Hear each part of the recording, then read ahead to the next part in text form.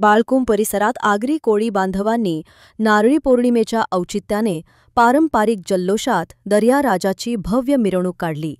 पारंपरिक वेशभूषा परिधान केलेल्या महिलांसह ग्रामस्थांनी गाजत गाजवत नारळ अर्पण करत समुद्र देवतेची पूजा केली।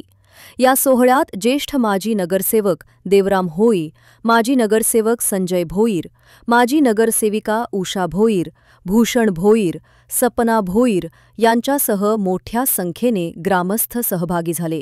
पारंपरिक कोळी नृत्य व आकर्षक नृत्य सादरीकरणाने वातावरण रंगून गेले, तर बँडच्या तालावर मिरवणुकीची शोभा अधिक खुलली। आगरी संस्कृतीचे जतन आणि संवर्धन करत बाळकुममध्ये नारळी पौर्णिमेचा हा पारंपरिक उत्सव उत्साहात पार पडला।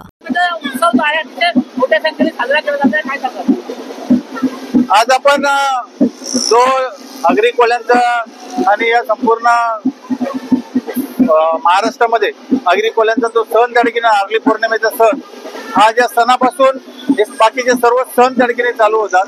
म्हणजे जर आपण नारळी पौर्णिमेचा जो सण त्या ठिकाणी आम्ही साजरा करतो, तर याच्यामध्ये समुद्राला शांत करण्याच्या माध्यमातून आज आम्हाला जो नारळ आम्ही सोडण्यासाठी त्या ठिकाणी जात आहोत।